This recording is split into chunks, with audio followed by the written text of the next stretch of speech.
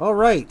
Hello, everyone. Welcome to another Waking from the Meaning Crisis Discord Q&A. Our guest today is Mark Vernon. He's a practicing psychologist with a history of physics and a philosophy, a PhD on Plato, and he's an author of a great many books, the most recent being The Secret History of Christianity. Welcome, Mark. Thank you so much for being here today. Very much for inviting me along and picking up on the conversation with. It's really great to feel there's that are interested in these things. So it's lovely to be here. Great. Well, I'd like to come to the secret history of Christianity, but maybe what I'm first interested in is you've written a lot of books, and you used to be a Christian priest, and then you wrote a book about being how to be an agnostic, and now you've written a book about again when you're back with the Christian faith. So I'm curious as to that journey. What brought you? Can you tell us a little bit about the journey from priest to agnostic back to believing Christian again?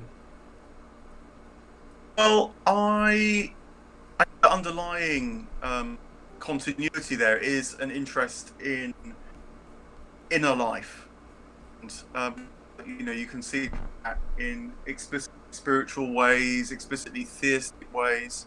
The idea that the kind of empirical, the material, is just kind of, well, certainly just one dimension, if not a surface reflection of deeper things. I got into the church as a clergy person in the Anglican Church, and mostly because I didn't really have the imagination, I think, to think otherwise. I come from a church family. I, as it were, I enjoyed theology a lot, and I then found myself as a priest in a parish. I kind of had a crisis. I realised that um, of entity unto itself, and it works for many people. It doesn't work for increasing numbers of people, it seems, certainly in this country. And I realised it didn't really work for me. Its life didn't actually really find the inner life that I was looking for.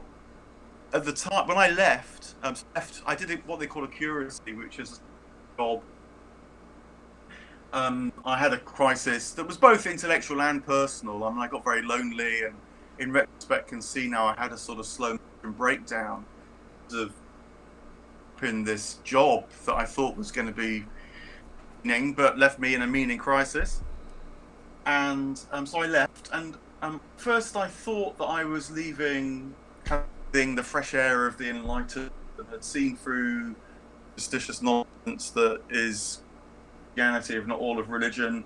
But two things happened. One was that could never quite put down the aesthetics things. So, I'd walk into a cathedral, and it would just not seem adequate to say something like, these buildings put up by the excesses of human folly and fantasy. They didn't feel like they were just folly and fantasy. Things just don't really last thousands of years, I think, if they're just folly and fantasy. And then also, in pursuing a kind of where am I going to find meaning now, I ended up doing a PhD on Plato, and that left me very by the figure of Socrates. And Mark, sorry, can I interrupt for a second? We're getting a bit of choppiness from you. I don't know if you can adjust your mic or maybe move closer to it. Yeah. So if I maybe just move a bit closer to it, I hope that might make a difference. But do interject again if it does. That's sounding a bit better now. I think it's sounding better. Yeah. So I did this PhD on Plato, and in retrospect, doing the PhD, I don't think really helped me understand what Plato was really driving at. But I did get very enamored with the figure of Socrates, and this idea that the one thing he knew for sure was that he knew nothing for sure.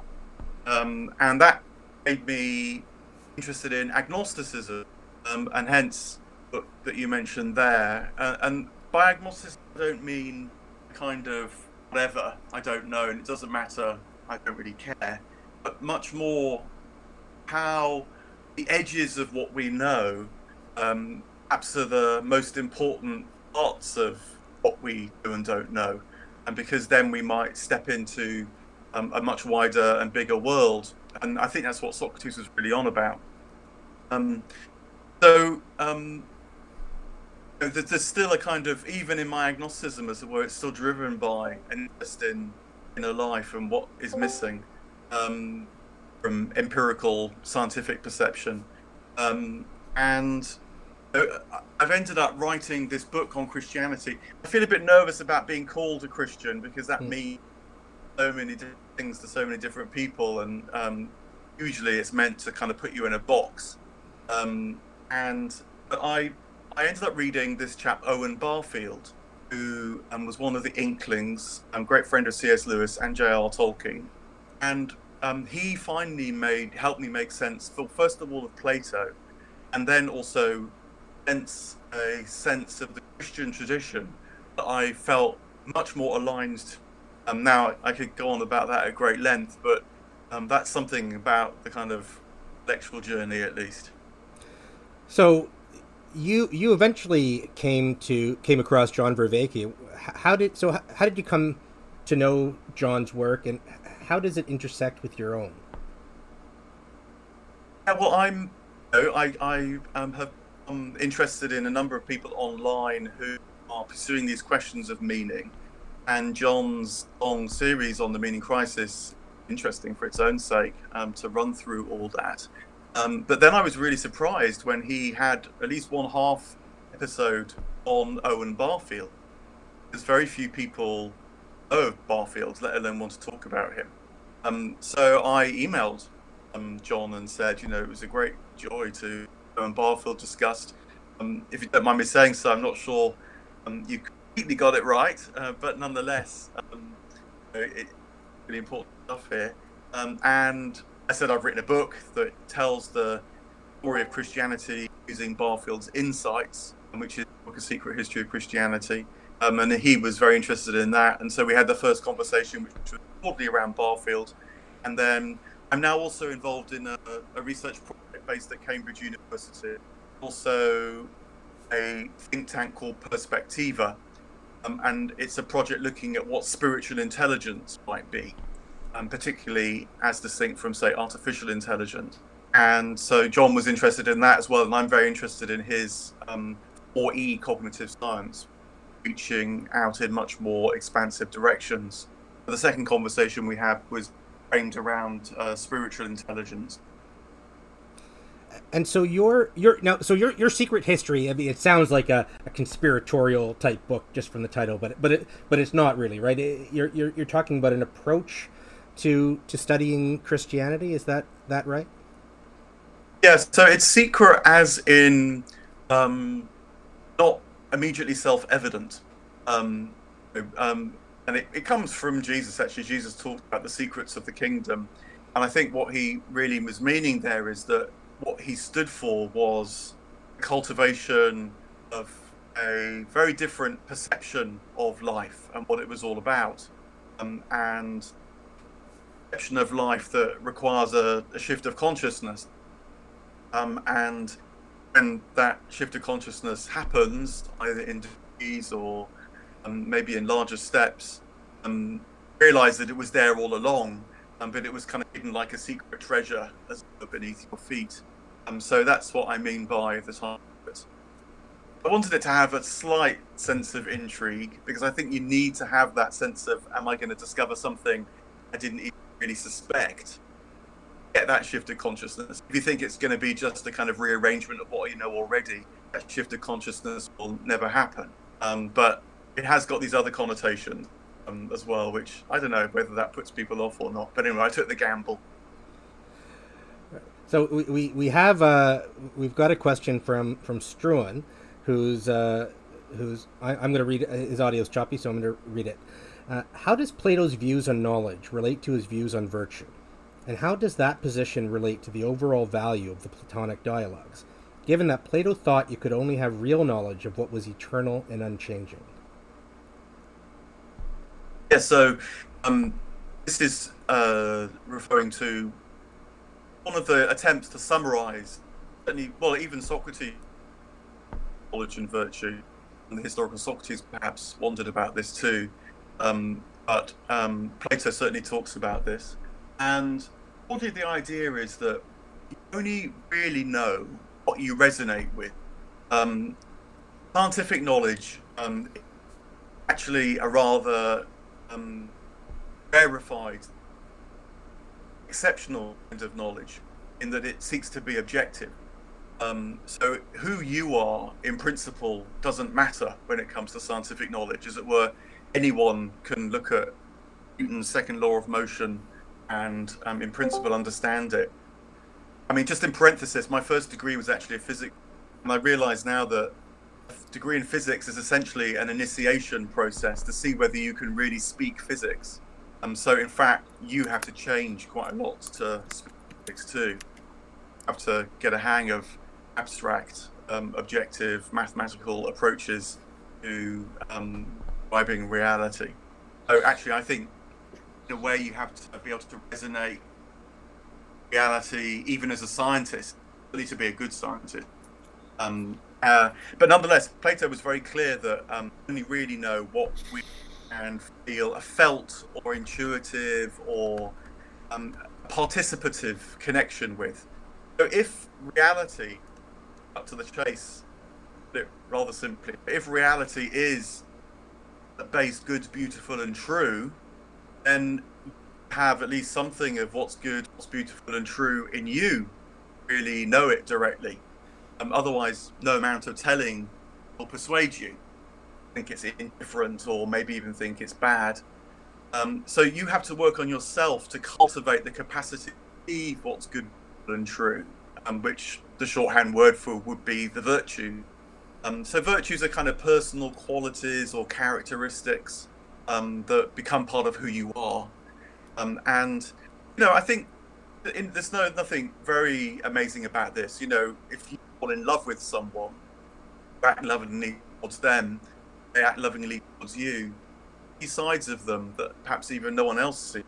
And so we know, I think, even in our everyday experience, that the person we are does open or close what we can perceive and appreciate and see in life.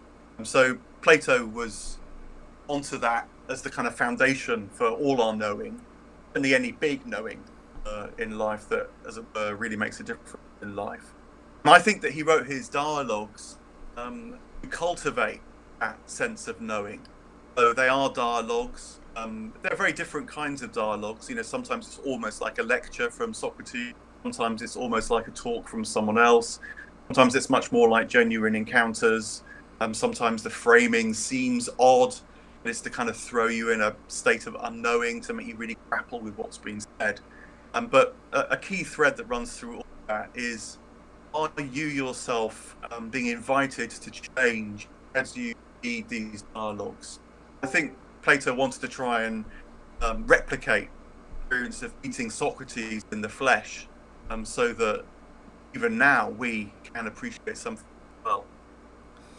And you mentioned that, and you said this to John as well, that you didn't quite get Plato even when you were doing an entire PhD on it, but then Barfield opened Plato up for you. What were you missing, and what do you, that you now know and that you now apply when you read Plato? Yeah, so the heart of it, I guess, would be that consciousness evolves, and by which Barfield meant that our experience of being alive and our perceptions, what seems self-evident to us and what seems questionable, dramatically shifts over time. And whilst Socrates and Plato and the other ancient Greek philosophers, I think, shared many aspects of our own consciousness. In particular, they thought that it's good for the individual to ask questions, which hasn't always been the case in human history at all. But that was beginning to become a sort of not exactly mainstream, but an acceptable idea, and that's, I think, why philosophy, as we think of it, was born at that time.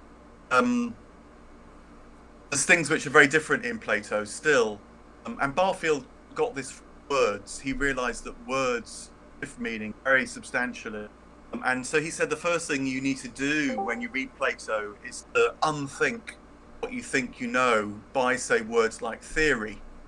Because for Plato, theory doesn't mean an abstract idea that you put to the empirical test. It primarily means, it almost means a journey you go on where you encounter a new horizon and see whether you can step over that horizon in the world. And so you have to, all the key words in Plato, you have to put to one side what you think they mean and then try and work on your own consciousness, really, to appreciate what he meant back then. And then Plato really starts to open up, particularly if you just treat it as a set of rational argument analysed. You don't really get anywhere very much. And you might even be bolted out of that perception by realising that Plato didn't even have the word analysis. There was no such word in Plato's time. That's how profound differences, for all that Plato can also seem accessible. So we've talked about here on the Discord about forming a reading group of going through Plato's dialogues and sort of acting them out, having different people play the different parts. But, for the lay person, so for us who, those of us who aren't Plato scholars, how would you recommend we approach those books without an in-depth knowledge of what each of the words means in the history of the words, or are we just at a deficit without doing a fair amount of background research? I think you can kind of start with one particular dialogue. A good one to start with, I think, is Symposium, because erotic love and subjects to the conversation in the Symposium still means more or less the same thing to us at one level, about relationships and beauty, being attracted to physical bodies, other people. But if you let yourself go with what they also seem to imply in the dialogue about eros, actually it's the passion that connects us with the most dynamic and compelling aspects of reality as a whole, not just another person. And then you can start to get a feel for what dialogue is trying to really break open for you through this common experience of erotic love. If you start with one like that, I think you can start to make headway and then build from there in a way. But it's also really important, I think, like kind of translation, preferably one with a good introductory essay that's aware that Plato was trying to do more than just Anglo-American philosophy. And sometimes actually older translations are better. So like Shelley, the Romantic poet, did a translation of Plato's Symposium, and language is a bit strange because it is older, but in a way that's no different really, because it just makes you do that extra bit of work rather than thinking, there's Aristotle, I've got that, in a rational way. Anyone wants some recommendations on particular translations, then I can certainly offer that. Also, read Barfield, or indeed, if I may say so, I've got a couple of chapters precisely on this, what I think the ancient Greek is really about in my own book. I really try and know a sense of what they're about, as well as discuss some of the words as well. We'll probably take you up on that as we're starting up our book club. Goodbye Q has a question.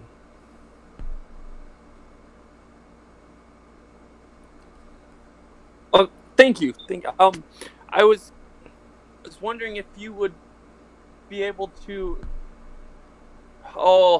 explain your best to define nothing, as when Plato says the only thing he knows is he knows nothing, or some translation of that, and then if able to extrapolate on your explanation of nothing to try to help explain the value of getting to know nothing. Yeah, thank you. So maybe qualify my summary slightly. You picked me up on my direct quote, I think. That he knew nothing before perhaps a closer sense of things, because he, with the opinion we do know some things. We know how to step out of the house in the morning, know how to say hello to our neighbour. But when you start to ask what's going on with those encounters, say you think that they're to do with friendship, one of his dialogues is on friendship.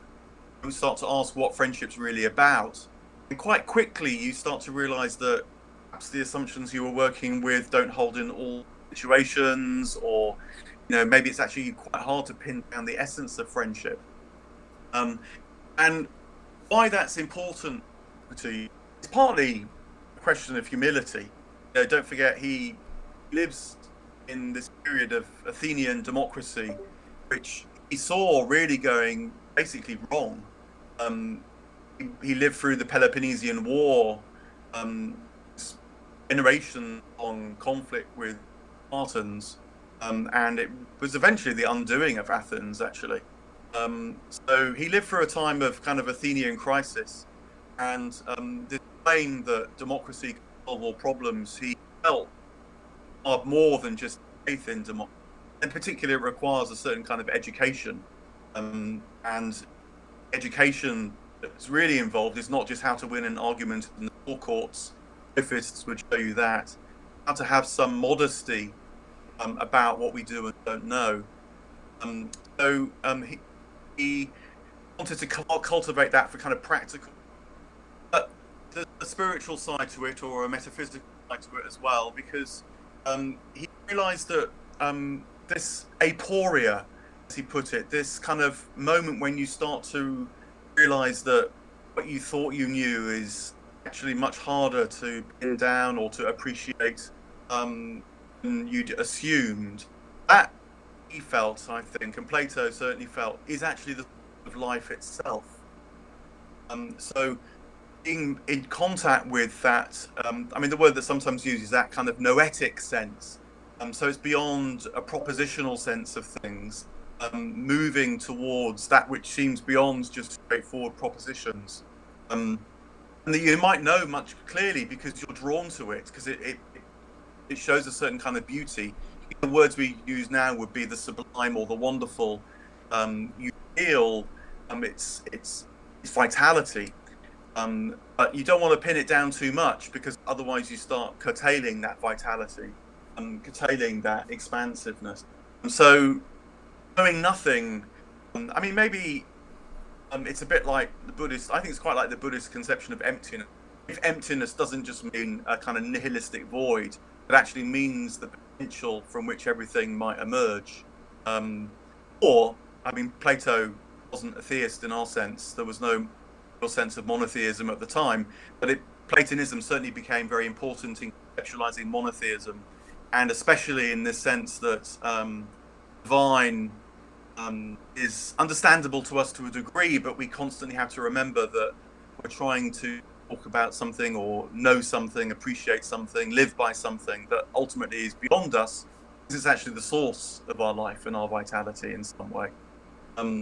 So again, this is his kind of agnosticism, actually opening up on life, rather than saying either I don't care or just kind of closing it down.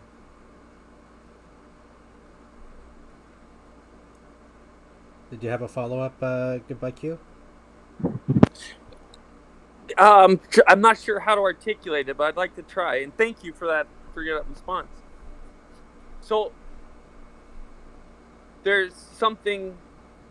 Again, I'm trying to articulate this as I intend. There's a difference between knowing nothing and not knowing anything. Yeah. So maybe the sense in which he meant it. Don't forget, I think the word for nothing, I think that came in later English. So nothing, as we vacuum, the void, etc. I don't think that back then, so he couldn't have meant it in that sense. But, to tell the story, the famous story that he tells in the Apology, it's another good dialogue to read as a starter, is that a friend of his went to speak to the Delphic oracle, and Apollo, the god, through the Delphic oracle, told him that no one's wiser than Socrates. And he immediately knew that to understand an oracle, you need to question it. Oracles don't just spoon feed you, they make you wrestle with truth. The gods want to share their insights with you, which will to change to some degree capable of receiving it. So he decides that he's going to go around and find someone wiser than Athens to prove the oracle wrong. And famously, he asks the politicians and realizes that they don't really know what they're talking about. They just believe their own rhetoric. He speaks to the poets and realizes that they're very good with words, but just words doesn't mean you know what you're talking about. He speaks to the artisans to make a pot or a pair of shoes or off and on, but they don't really mean they know anything else much. And then he realizes why he's wise is because he's conscious of the edges of what he doesn't know, even as he pursues awareness of things. So that it's that sense that he meant it.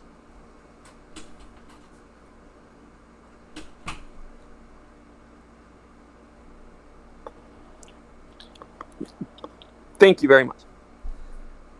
Thank you. Mark, you have a question. Yes, Mark, that's a great first name that you have there. Really appreciate that first name. There's sort of three concepts here that stood out to me that you've mentioned so far that I find kind of fascinating. And so instead of like a specific question with a definite answer, I just was wondering if you could maybe riff on this a bit, and maybe it doesn't fit together. So, don't worry about sort of not addressing one of these, but you made an allusion to the fact that there's an importance behind aesthetics that last, right? And then so via the church, et cetera, it seems more real, right, than something that, say, fashion, for example. And then you talked about, and you just talked about it again, the edges of our knowledge, allowing us to step into a bigger and wider world. And then I was wondering if those two concepts in any way are connected to each other, and if they're connected to this thing you talked about as eros, as a connection to the dynamic reality of the world. If you could just like riff on those three, and maybe if they go together, or I'd like to get your general sense, because all three of these things are interesting and sort of in the sphere of discussions we have here on this Discord server. Yeah, thank you, Mark. Thank you. And I'll speak and then pick me up again.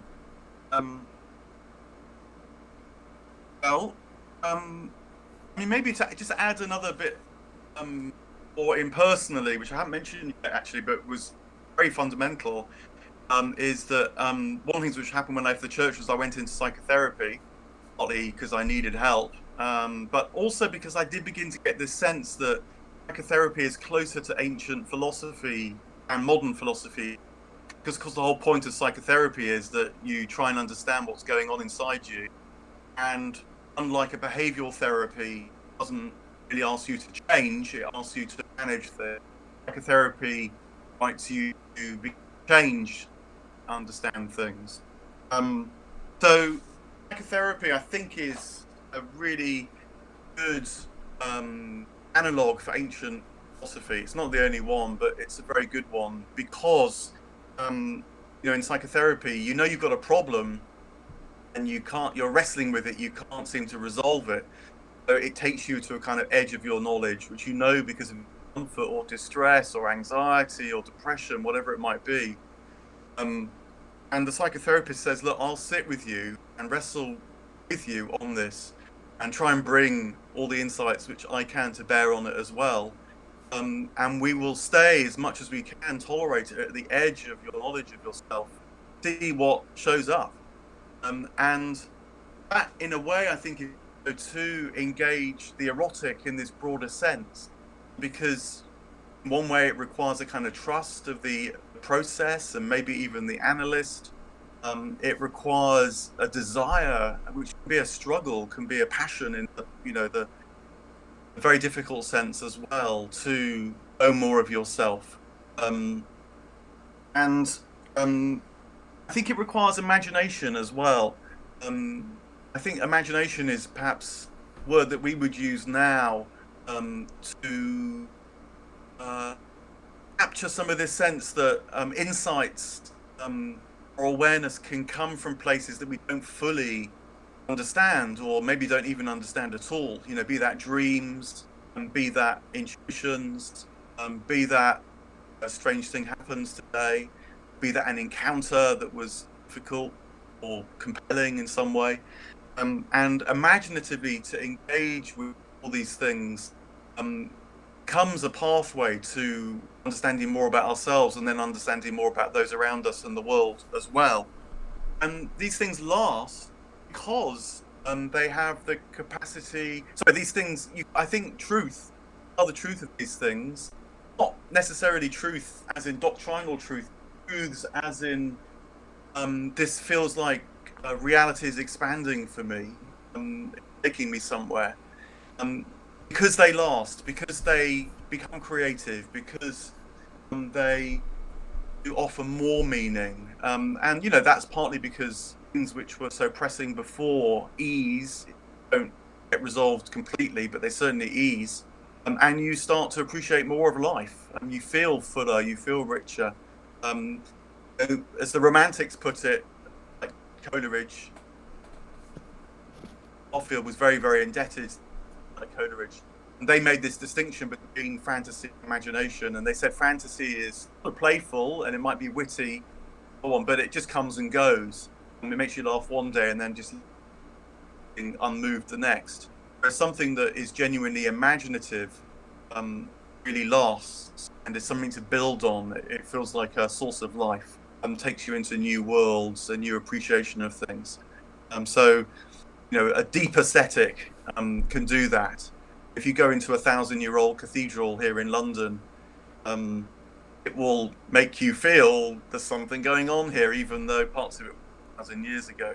That has lasted, and it's lasted for a reason, I think, because it's connected with something that transcends those 1,000 years, that is closer, something more eternal in reality, in the sense of timeless.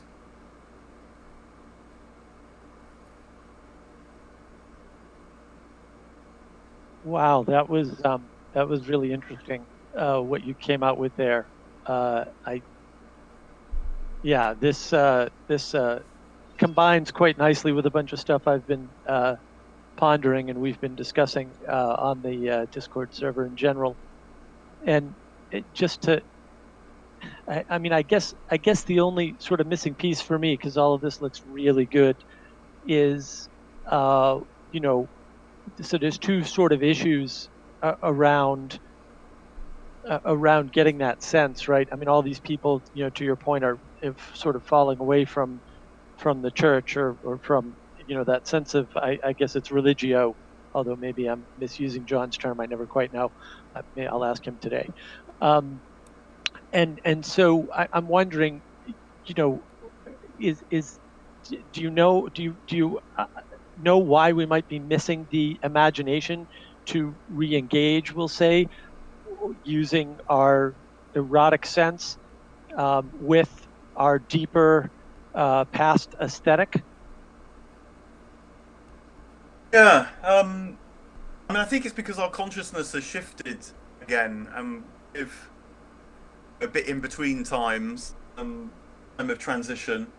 I think it began quite a long time ago, probably in the 17th century, with what we call the Enlightenment, what we call the Reformation, what we call the Scientific Revolution. Barfield felt that there were a kind of cycle in human consciousness where periods of withdrawal, where human individuals or collectively in culture turn in on themselves a bit, and in a way only trust themselves. And that has the advantage that it deepens the sense of yourself and brings many of the advantages which we experience in the modern world. has the disadvantage that it can leave you feeling cut off and lead to a meaning crisis. But cycle carries on, and eventually things like psychotherapy emerge that enable us to reconnect. I think on practices, which John in his own journey has been very naturally led towards, realizing that a rational analysis, which the scientific age tells us should be able to deliver everything we need in life, doesn't, in fact. And so in the search and struggle, things like practices start to pop up, or as he's now getting onto as well, dialogue, which in a dialogue, actually the two that matters is the third thing that comes in when people are conversing. It's that sense, oh my goodness, that was wonderful. We made that connection. I didn't think I was going to say that. Or you feel you're moving towards a horizon and something's opening up. And we just haven't really trusted these ways very much in recent years, recent centuries. It's been kept alive, I think, in things like the Romantic. But unfortunately, Christianity, certainly the Christianity I know, which I guess is a sort of Western Christianity, has lost touch with what would have been called the mystical tradition, the visionary, referring back to my secret in the title of my book. Felt it needs to be scientific, or conversely, it's very innovated at the kind of experience, the kind of emotional high. And they kind of deliver something on a Sunday morning, but by Sunday afternoon, it's started to run dry a bit. So you have to go back again and top up. And eventually you get a bit fed up of topping up and you think, well, maybe there's nothing in it. Christianity in the West, I think, has very largely lost this sense that you're supposed to change. That it makes you submit, say, to the figure of Jesus, as if Jesus has done all the work. And I think that's a fundamental mistake. So people are falling away from it. And why wouldn't they? Because it's not really delivering on its promise.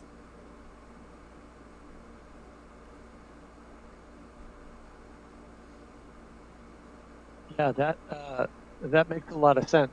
I mean, basically, just to summarize it, let me know if I've got this right. It's something like too much.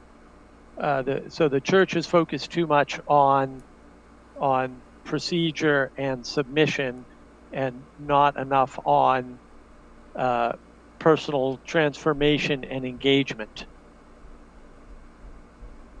Yeah. I mean, it's complicated because at least a lot of what church is really valuable and good. So certainly in this country, the Church of England, it's very heavily associated with social work and defending people that don't get a voice and so on, correct concerns with justice. That's obviously a good thing. But the risk is that it takes away from the personal transformation.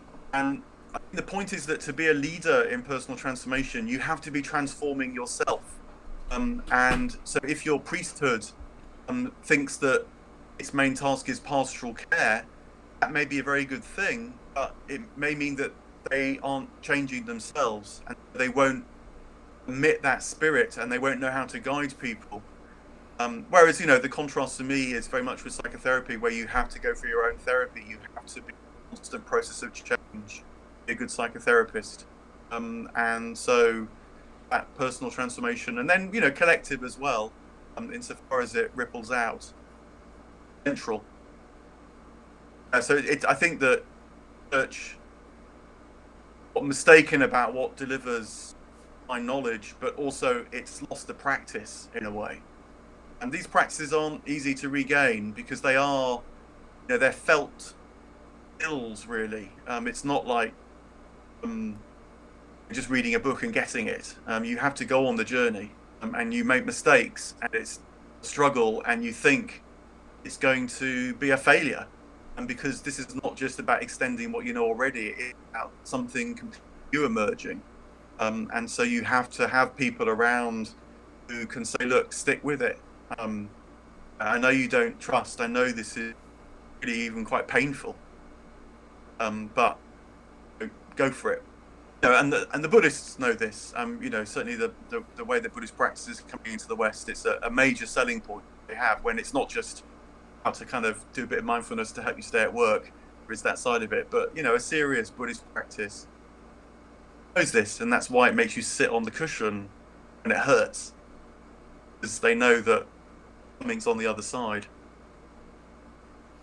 And you mentioned that for example, the ancient Athenians spent 40 to 50% of their day on various rituals and participatory religious actions, and you just mentioned sort of Christians getting away from that. What ecology of practices do you follow? Yeah, I mean, it's a good question, and very largely, at the moment anyway, around two areas. One is the psychotherapy practice. That's about 2/3 of my week. So that means being with people, and then it means also doing the personal work, whether that be supervision, as it's called, with other therapists, thinking about what's going on, my own personal practice, which broadly is around meditation, but also I'm quite a believer in thinking as well, thinking in the service of experience to develop experience. And so I'm actually, at the moment, a big online project for me is Dante's Divine Comedy. So the Divine Comedy is 700 years old this year, and there's a huge amount written about the Divine Comedy, but eventually missing is the Divine Comedy as a spiritual practice, as a spiritually transformative text. I'm doing a canto by canto podcast on the Divine Comedy, and to be alert to what's going on for Dante. And of course that means I have to be alert in myself to see what's going on between the lines insofar as I can. So in Christian circles that would be called Lectio Divina, a kind of contemplative study of text, trying to get a felt sense of what's being communicated. I'm also a huge fan of William Blake. I live in South London, and Blake lived down the road. Angels on Peckham Rye, which is just down the road from me, and I'm very fascinated by that. I really feel that Blake, he had visions, he had strange experiences in life, but he didn't just sort of, as it were, enjoy the trip. He worked enormously hard to make sense of that, both in speech and in words, in poetry, because I think he realized that you have to take that into yourself, be able to make something of it, be able to participate in otherwise is just an odd experience or a strange vision. And so Blake has become increasingly important to me, actually, as I wrestle with him. He really is quite hard to understand beyond writing the better known poems, but I think he deliberately makes you struggle, because in the struggle something starts to show up. And Lectio Divina is one of the practices we've been implementing here, based on John's model. And Blake has actually come up in some of our Lectio Divina. Actually, Mark, who just asked a question, is a fan of Blake and has brought that in. So your Divine Comedy podcast, is that on your YouTube channel? Yes, yeah. So it's on the YouTube, and then it's a Buzzsprout audio version as well. You can find it on my website. Right. Right, Nick, you have a question. Yeah. I'm also a big fan of Blake, so I was happy to hear that crediting of his work. My question revolves around Tillich, and if you are familiar with him, and if so, how you might view his work in light of Barfield's work, and also how we might see Tillich as kind of wrestling with classical theism, and if that perhaps could be considered a kind of revitalization of classical theism, and perhaps how it might relate to Platonic and Neoplatonic thought, and what they were actually aiming at, as opposed to the kind of perhaps overly Gnostic flavor that's often credited to them. Yeah, I mean, the first thing I should say is I don't actually know a huge amount about Tillich beyond headline, occasional phrase like grounded being, myself, and so on, and appreciation that comes out of existentialism, theistic existentialism. So if I say a couple of things, then you can tell me whether they're actually helpful or not, because they may just not be. I think that Barfield was suspicious of existentialism, and I think the reason was because he felt that its premise was that we have to, our gift, as it were, our freedom is to make something of life. Our existence comes before our essence, and he felt that probably only generates those systems of meaning, where maybe a very elaborate ecology or philosophy, maybe one that is full of passion, full of fear and trembling and so on, and ethically very demanding, can be forged. But I think he feared that it just leaves you ultimately turning circles on yourself. And he was very clear that the goal of consciousness is not just to know the inside of your own psyche and maybe the inside of culture's psyche, as he put it, the inside of the whole world.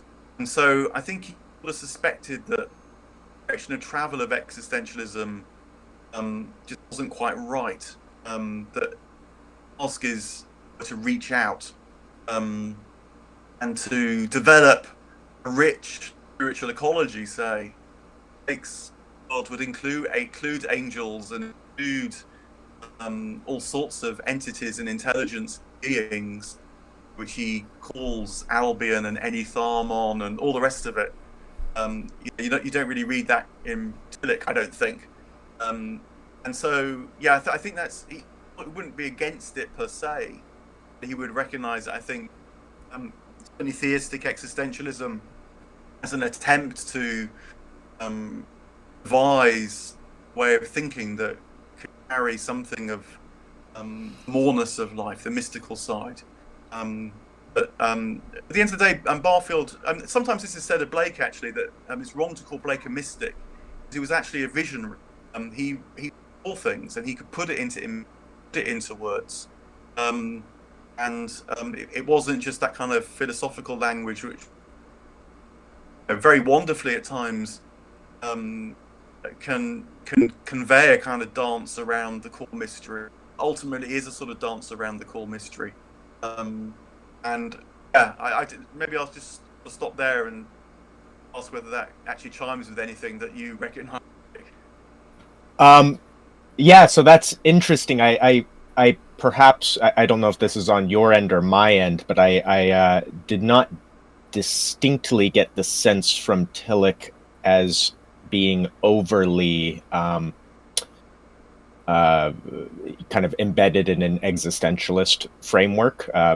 I can see to me it makes sense that he was starting there, but trying to seemingly break that wall of the kind of solipsistic quality of existentialism that you are rightfully criticizing, and is likewise a criticism that I've made as well. But yeah, that's nonetheless interesting. Would you say, in some sense, then, that Barfield's take, and perhaps I'm reading this from more of C.S. Lewis's apologetics, but that it had a more modernist grounding? I'm very happy to hear that about Tillich, and I'm very happy that thanks, and that might well be right. Yeah, he wanted to do more, sort of starting from where he was at, as it were. On Barfield and Lewis had this lifelong argument about reason and the imagination, and it as you might expect, a lot of nuance, and they're both very, very brilliant thinkers and individuals in their own way. What? But broadly speaking, I think you can say that Barfield never persuaded Lewis fully that the imagination itself could be truth-bearing. Lewis always felt you really got to come up with a good argument to know that it's really true. And so, and again, I appreciate that Narnia stories, can feel very different to different people. But for me, I'm one of those people that reads the Narnia stories and always feels they're a bit allegorical, they're a bit illustrative, rather than, say, Tolkien, where you feel you absolutely enter a complete world, a complete cosmos. And that's because I think Tolkien, like Barfield, completely trusted the imagination. And so that was his primary path. And you then have to work hugely hard to words, even the language in Tolkien's case. So it's not without reason at all. The reason is in the service of the imagination. Because I think Lewis always felt that imagination is the service of the other way around. And so they're very different that way. I mean, the way that it came out even more explicit, that Barfield, when he became persuaded about the power of the imagination and the consciousness, through his philology, he's a philologist, so he studied words and how words change meaning. So he had kind of an empirical base for it. But when he worked out the sense of things, he then discovered Rudolf Steiner, and Lewis could never begin to understand why Barfield was interested in Steiner. I'll put my hand up and say I'm not completely sure either. And I get some sense of it now. But the colourful disagreement over Steiner, but there was a sort of disagreement about the relationship between reason and the imagination. So I think Lewis's success in circles is precisely because he seems to offer a rational sense of Christianity, and in the world, in a Christian culture which needs rational defenses, he's as good as it gets. But not good enough, I don't. At the end of the day, it leaves you with this vague sense that the argument, but really, very life that's full, in my view, anyway. Right, I would agree with you there, and I appreciate that differentiation between Barfield and Lewis there. I would definitely fall on the side of Barfield. One thing that came to mind as you were describing that difference seems to be almost this totally different idea of what the logos actually represents, with Lewis kind of falling on logos as logic, and Barfield falling towards this much more kind of alive or dynamic sense of the logos in the creative pursuit itself. And how that relates to the imaginary. Yeah, so again, one way of putting it, as a starter at least, it's a bit more complicated than this, more subtle and sophisticated. To Lewis's credit, he's a mentally thinker. I wouldn't want to deny that for a moment. But as a starter for 10, I think Lewis had a broadly scientific understanding of the logos, which is that it's an objective tool that is like patterns and structures, as it were, throughout the cosmos, ways of being in a kind of ordered sense. So it's rational in that sense. As I think for Barfield, the heart of logos is actually soul, it's vitality. Words have meaning because they convey energy, spirit, and they don't just point at things, they actually channel what they're pointing at to you, which is explicitly so in poetry, but even in prose. And so the logos is the vitalizing principle in the cosmos. It's the fire in the equations, not just the equations, to use Einstein's phrase. And again, that I think they could argue the toss a lot, but there's something about that difference that distinguishes them. Right. Thank you for that. I guess a final follow-up might be pulling it back to one of my initial questions here would be how much do you think that what Barfield was aiming for there was present in Platonic and Neoplatonic thought, and was, do you see it as in some way part of that tradition, or a reconfiguration of it? Yeah, it's a good question. I mean, look, it's just a thought which I hope might go somewhere.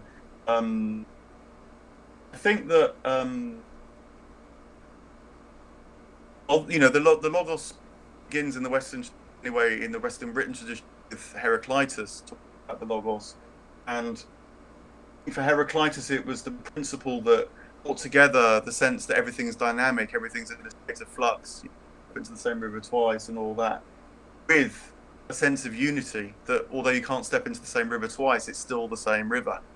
There is something that amidst the flux holds things all together, and that oneness is what he called the logos. And so he says, don't listen to me, listen to the logos. He was constantly pointing towards that sense of vision, rather than just neat comments about rivers flowing. So that gets picked up, I think, in Plato.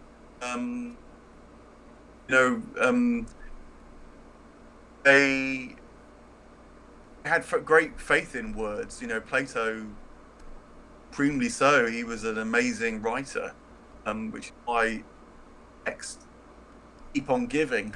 And so that flexibility is actually in his dialogues. You can read them again and they can look really different over the course of your own life. And yet somehow they're still revolving around one thing that dialogues might channel. So that's the power of the logos, I think, Plato. Neoplatonism, they try to knit that in with Stoicism, of course, and also the perspective brought by Aristotle. I think that Plato and Aristotle are sort of complementary rather than different. Again, a huge subject for discussion, but and so in particular what happens, I think, is that in Stoicism you get this much more bigger stress on self-reflection than is even really in Plato. It's a sort of deepening of the sense of the individual that comes in the Hellenistic age, and so that focuses on our relationship to Logos, although recently it's called spiritual exercises, are very much bringing on that. It brings in a more personal element, and then I think Christianity actually says the Logos has become incarnate in a person. That's how strong the link is between this divine flux that's also one, that actually it can be completely and fully transmitted in we human beings. The task comes not just, as it were, writing beautifully about the Logos, Plato's dialogues, but becomes actually incarnating the Logos in your own life. We're all invited to share in that incarnational possibility now. So it becomes, quite up close, personal, inside, outside, across that tradition from Heraclitus. It's certainly the Greek church fathers who in that way. They're so powerfully influenced by Platonism and Neoplatonism. Right. That was wonderful. Thank you very much. So in the introduction to your book, to the Secret Life of Christianity, you talk about knowing that your life springs from God's life, and this truth is yours to be discovered. Now putting aside the specifics of that claim, you talk about that it can be known directly, not on the basis of someone else's report or someone else's authority or someone else's rhetoric, but inwardly and reliably. Now, so on that word reliably, I'm a big proponent of withholding belief in claims absent sufficient reliable evidence. Based on that internal felt experience, how do you get to reliable? Yeah, you've quite correctly drawn me up on my initial offer in the book, and I think that the reliability comes with the change of consciousness. with the development of your sense of self. And the reason why I say it's direct is because at the end of the day, it does rest in the sense of yourself. And you kind of know it when you see it. It's a bit like the comment that's sometimes made about music: if you've got to ask, you'll never know. Music to me, some expression will help, but ultimately you've got to listen and kind of get into it, and then go directly why it's so powerful. So it's that kind of journey. One way that this was schematized, I hope this is illuminating and doesn't just feel like dodging the question. But one way that this was traditionally schematized, certainly in the Christian tradition, was how there's various kind of levels of knowing, and basic level is literal, and that's not very reliable because it easily conflicts with other claims to knowledge. Literal truths tend to conflict. They have very limited scope. The next level was allegorical, and that you say something to point to something more than just the literal, but in a kind of parallel way. So if I said I'm a tiger, literally, because I've got ginger hair, say, you would know literally that's not true. If I said no, but I'm like a tiger, think, oh well, maybe he's saying he's got a bit of a fierce temper or something like that. So you can sort of make some sense of that statement. If I said no, I'm a tiger, more say for horse, that would get you to a third level, which would be the tropological level in the tradition. The shock of me saying, no, I'm a tiger, makes you think, oh my goodness, I haven't really understood what on earth he was saying at all. He's not just saying he's got a fierce temper, he's saying something else. And then I say, maybe in a bit more of a Zen-like way, you think, oh, maybe he's saying life, one, and one with the tiger, because all life is one in some way. There's a complete perception of being in that.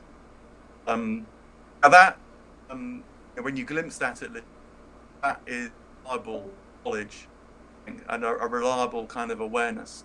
But it takes this journey to get to it.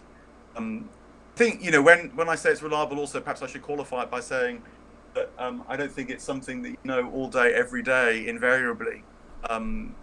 You'll have our ups and downs, but when you return to it, you realize it's the same perception that you had before. And so over time, you begin to trust that it's there even when you don't see it. And so it's reliable in that sense. So the reliability isn't necessarily on the propositional claim, but on the participatory claim, the perspectival claim.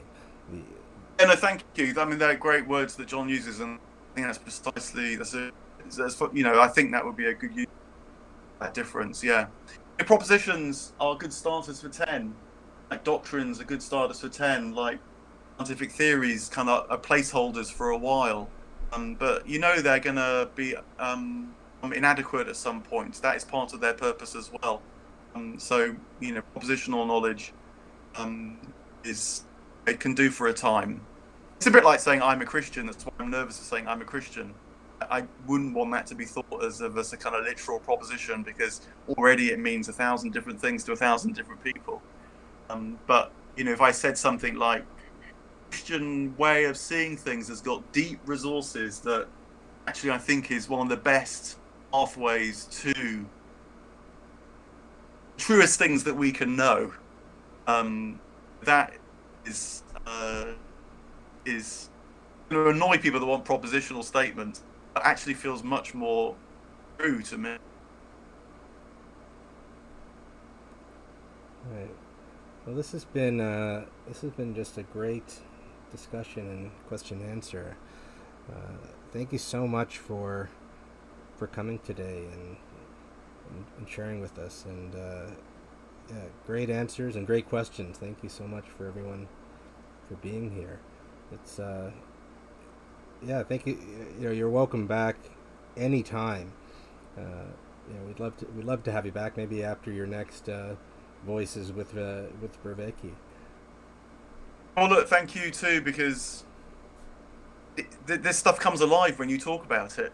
You try and make it live in a book. Maybe have some success there, but ultimately it comes alive because it is shared. That is precisely, what we're talking about.